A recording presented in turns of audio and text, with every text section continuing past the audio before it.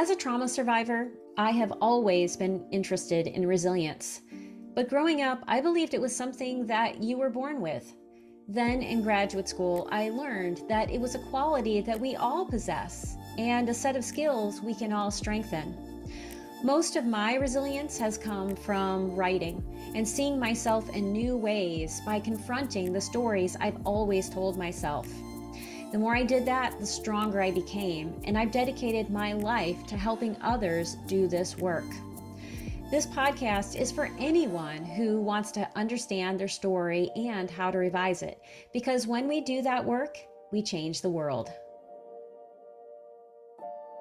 Today we're talking about sexual abuse and sexual assault. Please take care of yourself as you listen to or watch this episode. If you're a victim of sexual abuse or assault, please know that help is available 24 hours a day, 7 days a week at the National Sexual Assault Hotline at 1-800-656-4673. Many survivors of sexual abuse and assault silently carry questions with them about what happened. Am I truly a victim? Should I report what happened? If so, what are the steps? And how do I disclose this to family members? Join me and Cheyenne Wilson, sexual assault advocate and author of We Are the Evidence, as we answer these questions and explore the power of breaking the silence around your experience, the importance of healing in community, and how to find the resources that are right for you on this week's episode of the Writing and Resilience podcast. Let's dive in. Well, hello, Cheyenne. Welcome to the Writing and Resilience podcast. I am so glad that you are here today. Hello, and thank you for having me, Lisa. I'm really excited to be here. I've been looking forward to this. Well, we are going to have a really important conversation, and I am so glad that you wrote your book, which I have here with me. We Are the Evidence. You also have it behind you, which I love. And so this is an important book about sexual assault. And we're going to talk about how people might use this book and also why you wrote it over the course of our time together. But I always like to give people a chance to share what they would like us to know about their project and also about you. Thank you. So, We Are the Evidence has been the passion and what has been my drive the past near decade of my life. Writing this book and making sure that this resource is available to those who need it is incredibly important because it wasn't available when I needed it. When I went Yeah. looking for a resource, nothing like this existed. And being able to create that and get it to those who need it has been a huge honor, honestly, in my life. Yeah. And I am so glad that you wrote it. And as I was reading this, I was thinking, I wish this had been available back when these things happened to me, which of course this was back in the 1970s and 80s. So we're talking quite a while ago, but we need to be having these conversations and we need to bust through the myths, which is one of the things that you do in this book. And we're going to get into the book in a moment, but I was curious about this when I got the pitch for you to come on the show. And as I've been reading this, so many people who are listening to this podcast are memoirists. So they're writing about their own story, which is a powerful thing to do. That's not what you did. So can you walk us through why you chose to create this book versus a memoir and how it's doing a different kind of work for all of us? Absolutely. I love this question. So I remember there's two moments where I knew I wanted to write this book, and both times it was out of frustration that this resource didn't exist for me, to be honest. Mm-hmm. Like I was upset that there wasn't a comprehensive book that I could use to help me understand what I had just experienced, Mm-hmm. if I could report, what that would look like, going to court, preparing to go to court, healing afterwards, what options I had for moving forward. That didn't exist. And so there's two times in particular where I remember wishing that it did. And one was when I was getting ready to report, because for a long time I dismissed my Mm-hmm. personal experience as assault. And I thought I asked for it. I just kind of pushed it away until years later, I found a document that told me that it's more common to be assaulted by someone you know. And Mm-hmm. that one thing, if I had known that, I would have reported probably so much sooner. Yeah. But then I didn't know how to report, so I'm trying to Google it, and my trauma brain is flustered and confused, and I just wanted something to help me instead of navigating it blind. So that was one moment. The next moment was I lost my case. So I took my case to Mm-hmm. court and we lost. And I locked myself in the bathroom and I was just having really big emotional moment. And I knew I wanted to write a book to help people know how to move forward, because I kept Mm, thinking if I had reported sooner, I maybe would have won the case. And it's not that that's what it's about, but it could have helped. So that's why I wanted to write a prescriptive nonfiction book. And I wanted it to be something that might not have all the details, but something that could at least get people started and answer some questions and direct them to where mhm, they need to go. And writing a memoir and sharing my story never felt right for me. I never felt like sharing my story is what I wanted to do. I wanted to help people feel comfortable sharing their story with who they needed to, because it's about all of us. There's so many of us who've experienced this. yeah, absolutely. And Mhm. I might be getting these statistics wrong because it's been a little while since I have looked at them, but I'm pretty sure it's 1 in 5 overall. And I think it's 1 in 3 girls and 1 in 6 boys. Does that line up with what you know? I believe so. Last time I read the statistics, I believe so. Yeah. Unfortunately, they keep changing as we learn more. And Hmm. so, you talked about something just now that I think is really important. You reported Hmm. and you took this to court. Obviously, the outcome was different than perhaps you wanted. But Hmm. one of the things you talk about in your book is the importance of holding people accountable Hmm. and how just that can be empowering. So Hmm. what was that like for you to go through that experience to report? And obviously, I mean, I saw the look on your face. And Hmm. if people are watching on the YouTube channel, they're going to see that. How did you go from what I'm imagining is the devastation of losing the case to being fired up and empowered enough to write about this in that way? So again, I had just lost my case and I was being walked to the car trying to hold it together, because when you're in court, you Mhm. can't really show big emotions. And the bailiff was a wonderful woman and she was walking to the car with me. And she started crying and she told me that she had been assaulted and she Mhm. had not told anyone. She had not reported, she hadn't talked to anyone about it or disclosed to her family or her loved ones. And how it was because she didn't know she could. She didn't know her options, Yeah. and she hadn't seen anyone else talk about it because sexual assault wasn't talked about for a very long time. Mhm. And I think that moment, seeing that I could help her feel seen and maybe help her on her path to healing and disclosing, really helped me feel drive to do the book, to write the book. And throughout this process, there's been a lot of times where I'm not sure if I wanted to finish, where it got really frustrating and Mhm. overwhelming.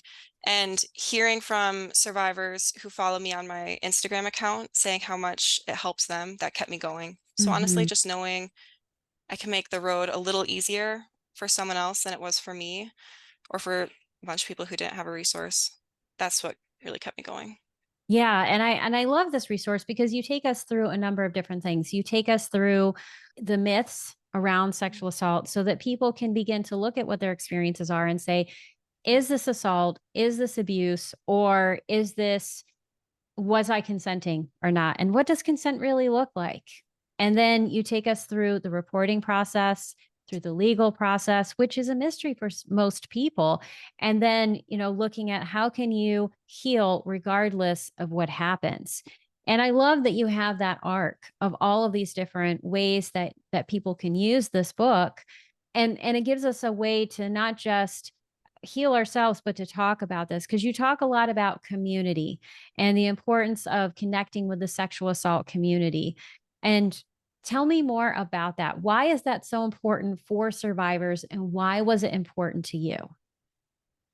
I think sexual assault for a long time, is starting to get better, was looked at something that was committed by a stranger in a dark alley with Mhm. a weapon, very violent. And that's the image I had in my head. And so some of the things that I did after the assault that I didn't know were common, I wouldn't have known were common unless I had connected to the community. And talking to the Mhm. community and finding more and more survivors and hearing how different the stories can be, but also some common things. So for Yes. example, like the friend response, that is something that a lot of people experience, but no one talked about for a very long time. And the friend response is where you might appease the person who's harming you. You Mhm. might even go back and initiate sexual contact with them or any kind of contact after the assault in order to feel a sense of control. But that sounds wild to so many people until you realize it's an experience a lot of people had and a trauma response a lot of people had. And in the community, you can find people that you can connect to. It helps make your story feel less unbelievable. You can start to believe Mm-hmm. yourself more. I think that's part of what's so important. Because even today on social media, we posted about how just being married isn't a sign of consent. And Right. the conversations that spark because of that, because so many people, if they're living alone or they're isolated, they might not know that. And so then seeing all Mm-hmm. these responses from other survivors saying, my spouse thinks that it is consent and I'm really frustrated or I'm scared or I'm confused, Mm-hmm. seeing that helps you feel more normalized. Post. I was so glad that you had that. One of my clients, Tia Levings, just published her book, A Well-Trained Wife, Her Escape Oh, from Christian Patriarchy, which is mhm, kind of making the rounds. And that is a huge piece of her book. And I think some mhm, people have been socialized to believe that once you're married, you give up, the right to say no, that that's no longer a piece of your experience. And you are absolutely right. You need to consent every single time, no matter if you're married or not. Rape can happen in marriage. mhm, And I think, yes, having these conversations is so important. And I can say for myself, I was sexually abused or sexually assaulted by 4 different people by the time I was 18 years old. And when I was I'm trying to think of how old I was, 26 years old, I started to really deal with what had happened to me. And prior to that point, I had told myself a number of stories that, if the person is under 18, it can't be sexual assault or abuse because that happens. Adults commit these crimes. mhm, People under 18 don't commit these crimes.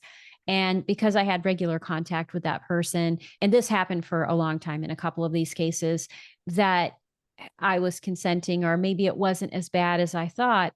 And when I went to a sexual abuse treatment program that I was a part of for an entire year, this was not inpatient, this was an outpatient program where I worked with, I think there were 30 other survivors. And we began to talk in large groups about our experiences. And then we had small group therapy.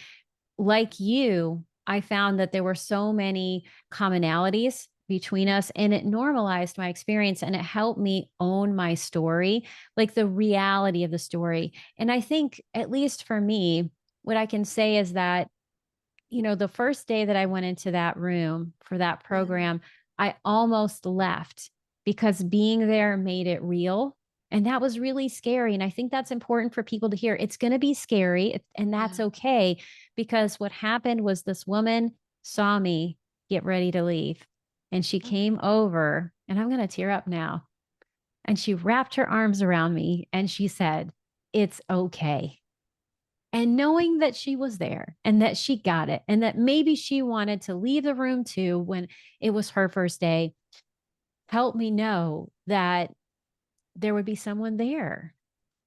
And I think that is so important because people who are not survivors don't always get what the experience is like. Ooh, that's beautiful. And I think of what that woman was able to do for you by seeing you and Yeah. telling you to stay and that it was safe and that you're wanted in this space. And then how like, I know you've carried that on and that like little drop that just ripples out. And Yes. I think that's what community does, is it helps create all those ripples and brings us together. That's a beautiful story. What a cool program to be part of. That sounds really healing. I say thank you every day that that was available to me, because at that time, this was a program that was run through the United Way, and Mhm. I did not have the money to pay for therapy. And I think my sessions were $8. And that was what I could afford. So I say thank you every day. And one of the ways that I paid that forward is that when I was getting my clinical training, I worked as a pro bono therapist for a local organization that provides mental health care for women who can't always afford it. And so I think that there are ways that we can pay this forward, but I think being part of communities that normalize our experiences are so important for all Mhm. of us. And, I can imagine there are probably some listeners right now who are thinking, well, how would I find these communities? What if I'm isolated? What if I don't know where these things are? What would you tell them? So I came from a rural area, and so I know how hard finding community can especially be there. So when people just say like, "Oh, go to your local resource center," or whatever, you might not have that if you live in a rural area. So I Yeah. think being creative is really important. I try to list online resources, hotline numbers, in-person resources to check out, and like social media pages in the book because you do have to get creative. Yeah. But if you're looking for that sense of community, I'd say hotline's a really good place to start, and that's partially because of my Hmm. own experience. I love hotlines because I was so afraid to use them, and then I had to, and I was in a really dark place for a while, Hmm. and they were able to help me find resources around me or resources online that could help me. Another thing to consider too, if you don't have a community around you, a resource center for in-person sexual assault resources, and that's what you're really looking for, Hmm. is to try to find sexual assault resources that might not be in person. So like online, there's advocates that you can connect with in metro areas, but still to try and find some in-person community. Yes. And that can be through hobbies, it can be through passions, work, because having people in your corner that you're physically seeing can be really helpful too. So Hmm. thinking outside the box is really big. And social media is great too. I really think how far social media has come, and there's, negative sides to it also, but there's a lot of positive resources. So looking into those on Instagram, Facebook, of course, following like internet safety guidelines, being safe, Yes. vetting, making sure you're following good resources, but that can be a helpful place to start too. Yeah, and I like that you are sharing some of those resources because I agree. I follow some of these resources in the complex PTSD communities on Instagram, and I think there can be some really good communities out there. You do need to vet them Hmm. because someone can just start saying things and feel like they know what the truth is, and Hmm. maybe they don't have the training to truly understand the complexities of your situation or of situations around this at all. So I love that you're sharing those resources. So people need to follow you on Instagram and they Hmm. need to get your book so that they can find those, because I totally agree. In person is the most important, even if Hmm. you're not talking about what happened to you. Being in community with other people is how we feel safe. I recently Hmm. did some training on polyvagal theory, and I'm doing Hmm. some research on that. And for those of you who don't know what polyvagal theory is, I'll put something in the show notes, and I'm just going to share the bare basics. Is that this is a way of thinking about our nervous system and how we respond to stress. And the most important thing that you want to do is make yourself feel safe. And when you are in community with other people, it actually helps to engage your parasympathetic nervous system, which is the part of your nervous system that helps you rest and digest and feel safe, which is so nourishing for your body. So you want to make sure that you do that. Yeah, absolutely. And it can be hard because so many of us experienced sexual violence within our community. So Yeah. branching out and building that community can be scary at first, but it has so many benefits. And again, being creative, thinking outside the box. My therapist actually even suggested I look into D&D groups just to Nice. build community of people who had similar hobbies. It goes really far. Yeah. And I love that idea of, make a list of 10 things that you love. Hmm. All of you out there, if you're listening, 10 things you love, write them down, and then look to see how can you connect with other people in your area around those things.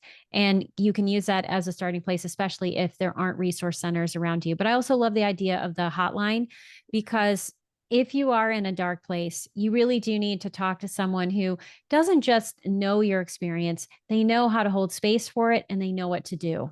Hmm.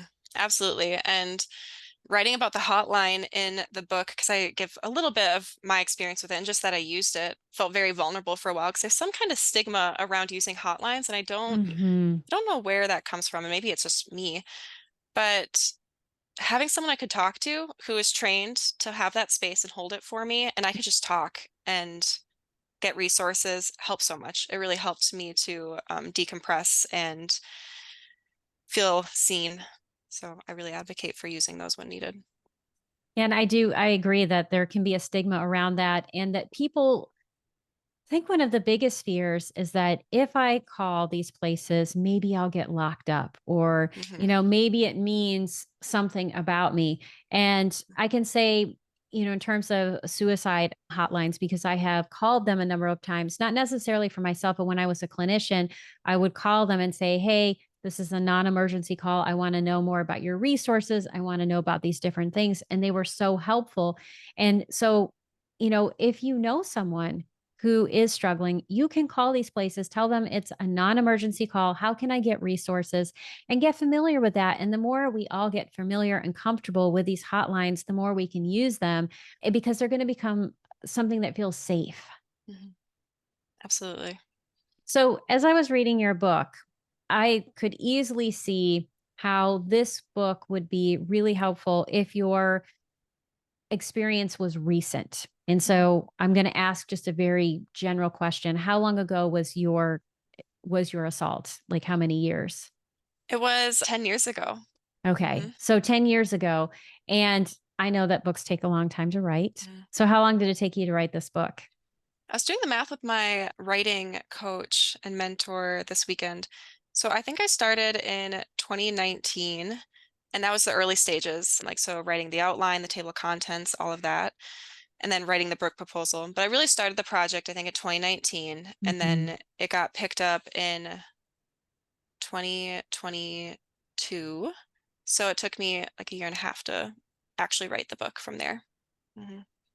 Which for anyone who's working on memoir is going to say, what? Because memoirs tend to take so much longer, but narrative nonfiction books are a little different. But yeah, so 10 years is a good period of time, Mhm. but it's not 30 years. Mhm. And so I know that some of the people who listen to this podcast may have had an experience of sexual assault or sexual abuse when they were young. And so many decades have passed. And so, how would you invite them to use this book? Because I can see a number of ways, but I want to hear what you think. Yeah. And I'll say from the early stages of writing this book, I met this woman who had been assaulted when she was in college, and she was in her late 60s, early 70s, I believe. Hmm. So it had been a long time, and she hadn't told a single person Hmm. about her assault ever, her entire life. And she told me after hearing about the book, and I kept her in mind while writing it because my goal Hmm. really was for this to be something that anyone can pick up and gain some value from it. Yeah. So part of that for me looks like having a really detailed, expanded table of contents. And so Yes. if you look at the book, I wanted it to be something you could open it, find the topic that applies to you, and jump right to it. So the Hmm. whole book in its entirety might not be for you, but there will be parts that hopefully can still be of benefit to you. And we're all still healing and growing and learning, Yeah. and we are all still being advocates. And I think the book can be helpful in those ways. So, for example, I try to include some ways to think outside the box for healing because what Hmm. works for one person might not work for another, different types of therapies that are available, different ways to look at building relationships and community. I try to include things like that. But also, even if your assault happened a long time ago and you feel like you've done all the healing and growing you needed to, and you've had the time to do that, still having a copy of the book available or knowing about the book so you can give it to someone else who Mm. is maybe more lost or unsure of what to do next, and they were maybe more recently assaulted, or maybe they were assaulted a long time ago, but decades later, they're now feeling comfortable to start exploring, Hmm. disclosing, for example. It could still be a resource for them. And I try to have things that are very practical and very helpful. And one thing that comes to mind is how to disclose to someone that you've been assaulted. Yes. Because a lot of people, and we saw this with the Me Too movement, are just now coming out and sharing their story, even though Hmm. things happened, their assault happened a long time ago. And it gives ideas on how to disclose, how to tell your Yes. loved one. Because I don't know about you, but every time I still say that I was sexually assaulted, it Yeah. like that opens a wound. That's hard. And I've done a lot of healing. So, Yeah, absolutely. And I think, that disclosure process is really important. And I loved how you even created some scripts that people could mhm, use to help them find the words. Because one thing that can happen, especially with sexual assault and sexual abuse, is that there is so much shame, mhm, so much stigma around what happened. And in some families, I will say the victim, even if they say something, can be dismissed because of family dynamics and a wide variety of things that can happen. And that can compound the shame. So, having mhm, someone help you find the words is really helpful. And I love that you have the table of content set up the way you do, and that there's a lot of white space mhm, and it makes it very skimmable. It makes it very easy to look for different things and find the resources you need. So you can customize your use of this book based on where you are. And, I could say for myself as I was reading this, I was thinking about my own disclosures, like who have I told, who haven't I told? And, you know, would I ever try to take anything to court? And in my case, it's been so many years. I think it's far past the statute of limitations. I actually looked them up for the state of New York and it is past that. But I think even if you don't take things to that level, being able to explore and think of what might have happened if I did that, and how do I know if disclosing or not disclosing is the right choice in, specific situations or with certain relationships, or whether or not to report. Being able to explore these things is empowering because it made it really clear for me that, I mean, at this point, even if the statute of limitations were different, which I know some states are trying to remove those, I don't know if that would benefit my life and my healing Mhm, at this stage. I think it could actually cause more harm. If mhm, they were more recent, it may be different. So I love that you had that in there and that it allowed me, even a person who's done a lot of healing and has talked about this before, to explore these issues again. mhm. Yeah, thank you for sharing that. And I think having information is so empowering.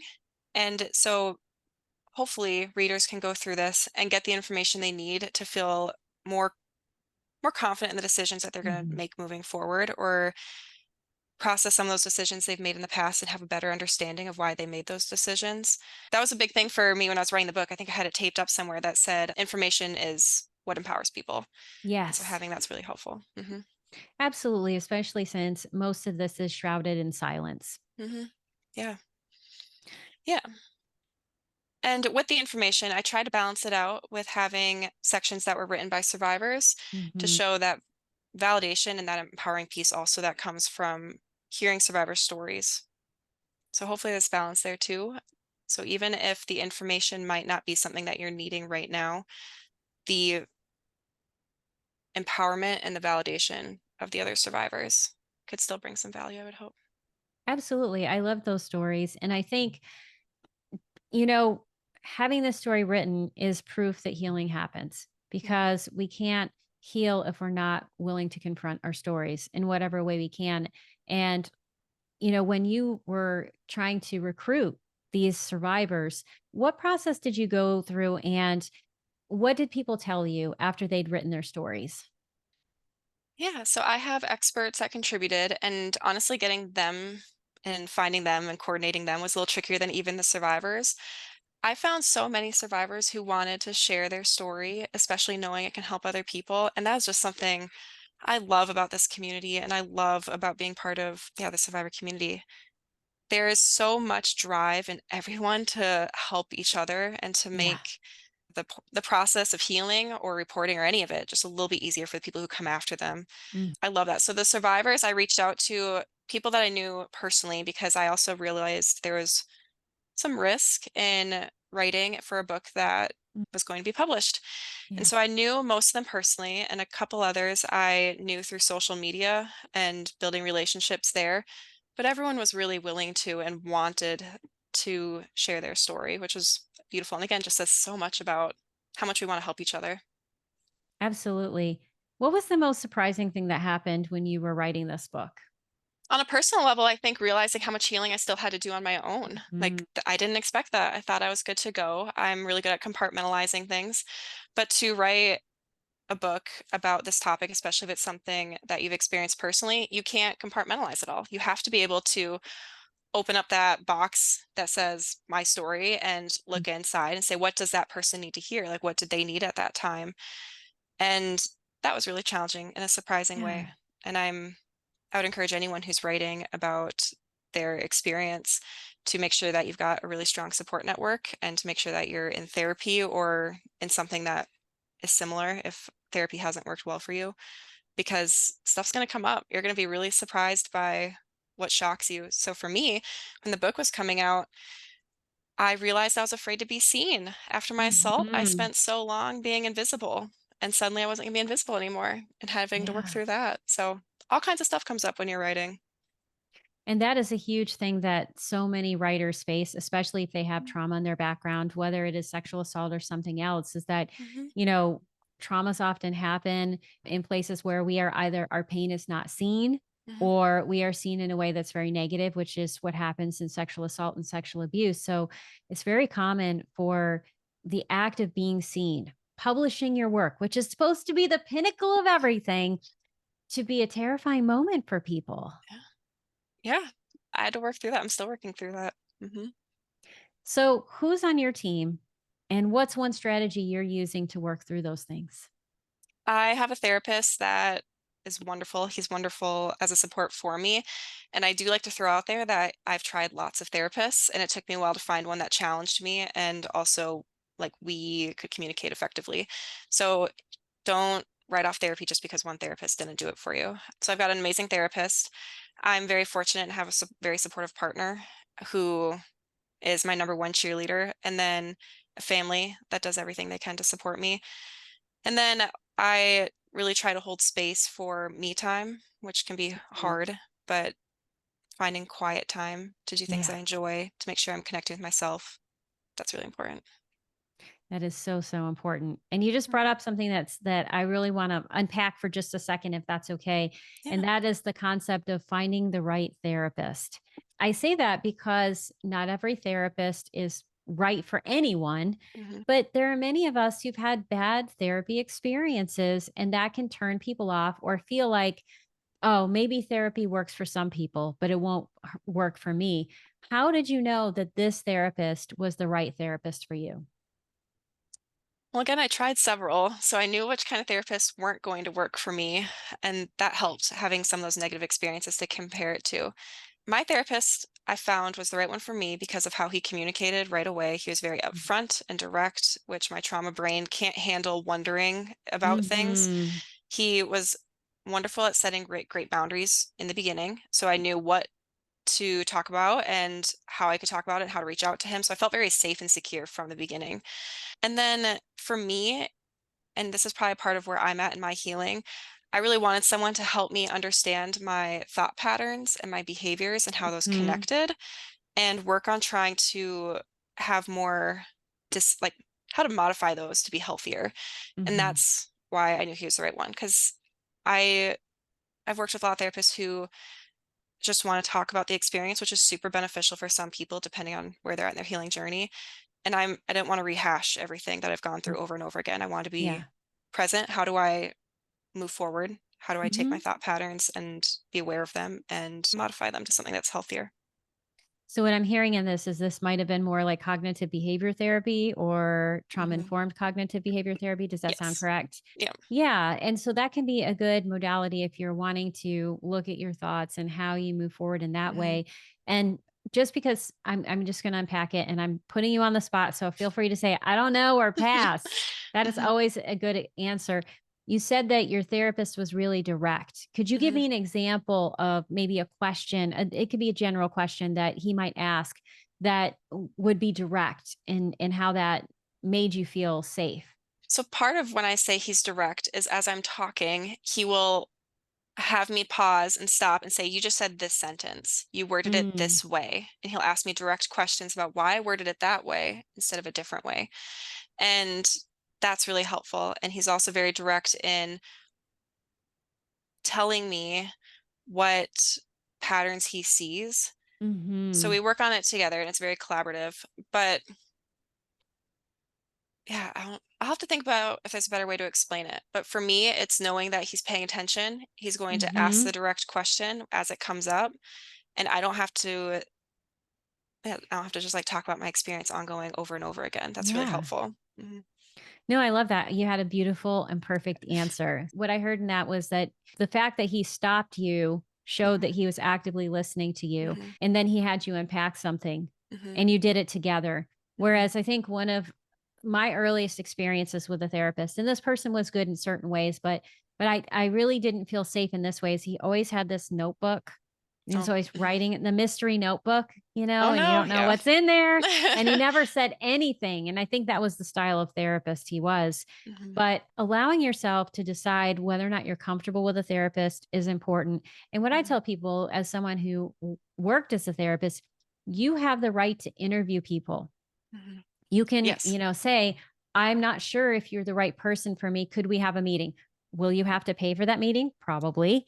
It's not fair to ask someone to give you an hour of their time for free, but they might give you 15 minutes, Mhm, some sort of consultation. And you can ask questions like, how familiar are you with sexual mhm, assault and sexual abuse? How do you treat these things? mhm, What strategies do you employ? And I will even ask people, and this is just me, and they may say yes or no, do you have personal experiences with sexual abuse or sexual assault? Because for some survivors, those kinds of things are important to feel like you don't just know this at a book level, you mhm, understand the experience. And if mhm, someone is willing to answer that, they're going to answer in a yes or no fashion. They're not going to share their experience because that would be inappropriate. But being willing to ask those questions is important. And like you, I think for me, back at that time when I was in that sexual abuse treatment program, I did share what my story was and I did share specific things that had happened.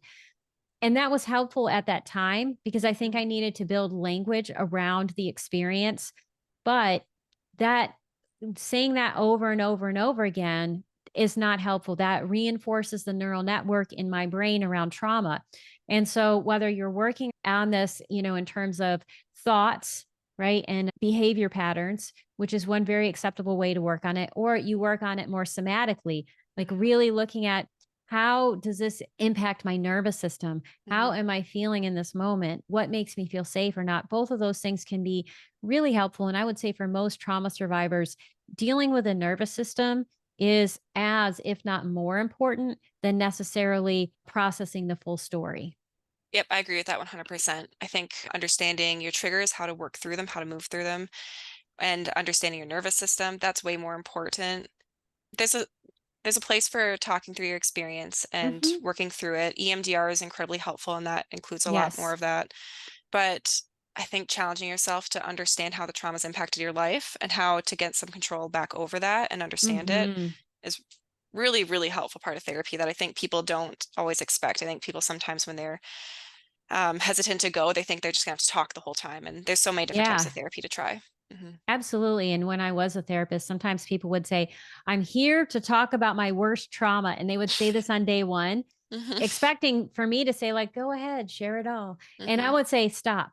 Mhm. I would say, stop. We need to know more about you and your Mhm. resources and how you handle things. And we don't go there on day one. And yeah, I agree. And if you are writing and you're Mhm. thinking, I'm just going to write my story and Mhm. that's going to make me feel better, it may or it may not. It may Mhm. bring up a lot more feelings. And what Mhm. I would invite anyone to do, if you do decide to write your story, and I'm not suggesting you don't, you need to make space around the time when you do it so that you can care for yourself, that you have other people who are there to support you, whether that's a therapist, a body worker, or really close friends who are able to support your feelings. And you need to focus on how you're making meaning now Mhm. of the experience. It's not just about what happened. You Mhm. need to write about how did you cope? Mhm. How do you see the world? What strengths do you call upon now? And did you call upon then to be Mhm. able to survive that situation and to thrive now? Absolutely. I mean, very similar again to EMDR. EMDR, you're not supposed to just jump into it. You're supposed to Right. first set up your safety like network, your plan, and Hmm. understand like what you're going to do after a very exhausting day of processing your trauma. And I would imagine that's something similar you would say to people who are writing about their experience specifically is you have to have a plan in place for how you're going to process the days that are really hard after writing. Absolutely. And I Hmm. also say start with your resources because Hmm. resourcing is the first step in EMDR. And so you really want to understand where your resources are, what is your safe space, and how are you going to get yourself back to that. Well, Hmm. we could be talking I forever know. about this. There's so many great things, but I Hmm. always like to wrap up with a couple of questions. You've talked about how you cope, so I think I'm going to pass that, but you wrote this book in a year and a half. Okay, Hmm. that's super fast for books. Bravo, especially since it's so good. And you worked with a book coach. So, what's the best piece of writing advice that you have received? hmm Yeah, so I wrote the book in a year and a half, but we had it pretty much already structured completely out 'cause in the process of publishing, you have a book Mhm. proposal. So the book was almost written. It was kind of just like filling in the rest of it for that last year and a half. But the best piece of advice I think I got was I think knowing your why, like why are you Yeah. writing? Are you writing this for you? Are you writing it for someone else? And what the purpose of writing is. I think fully understanding Mhm. those two things really helps you to write and get the results that you wanted. Because if you're not sure, if you're unclear, I think you'll get lost. I don't think you'll get as much from it as you could. So for me, like knowing I wanted to write this for other people, this was not really meant Mhm. something that I was going to heal through. Of course I did, but I was writing it for other people. And the why was because it didn't exist for me. Like those two pieces helped me know as I was writing what needed to be said, what needed to happen next, and what gaps I had where I had to find experts to fill them. Absolutely. And what I would say for anyone who is working on a memoir, a translation for that is first do it for yourself. But when you Mhm. are looking to publish, you need to understand your audience and you need to understand why is it for them. So I love that you have that why. So very important. Well, if people want to buy a copy of We Are the Evidence, how would they do that and how can they connect with you? Where the Evidence is available at all places you buy your books, really. So you should be able to find it anywhere. I always like to throw in a plug to support your local bookstore. That's really important. And then feel free to reach out to me on social media or on my website. My email is there. And especially if you're writing or have published, I love to share the work that other people are doing because we have to stick together as writers who are talking about such a heavy topic. We have to support each other, spread the word, and I'm always happy to talk to someone who's in that journey. Well, I love that. And I hope everyone buys a copy. And I hope they actually do three things. Number one, I hope you have a copy on hand for yourself for the times when you need this information so you stay educated and you can support others. I hope you buy a second copy for the person that you're going to meet someday who's going to need this information and you just have it on hand and you can hand it out. And number three, I hope that you ask for it at your local library because there is going to be someone out there who's going to need this who may not have the money to buy it. Yeah, the library push I'm very passionate about because someone can go in, check it out from the library. If it's not safe to go home with, read it there, return it, come back. So thank you for sharing that as well. Yeah, and especially in situations where intimate partner violence is happening, where someone is in a coupling situation, it may be Mhm, that they are trying to understand what's happening to them, and absolutely it's not safe. mhm. Well, thank you so much for being on the podcast. It has been an absolute pleasure, and thank you so much for writing this book, Cheyenne. Absolutely. Thank you for having me. This has been wonderful. That's it for this episode. If you'd like to learn more about Cheyenne and, most importantly, buy a copy of We Are the Evidence, please see the show notes for this episode. If you're learning from or enjoying this podcast, please subscribe to my YouTube channel. It's a free and easy way to support the podcast. You can also get the latest episodes delivered to your inbox by signing up for my Writing Your Resilience newsletter. As a thank you, you'll receive a free copy of A Trauma Survivor's Guide to Writing the Tough Stuff. You can also follow the podcast on Apple Podcasts and Spotify, where you can leave a 5-star review. If you have questions for me, comments about the podcast, or questions or topics you'd like me to consider for the Writing Your Resilience podcast, please leave a comment on YouTube. I read them all, and I'd love to hear from you.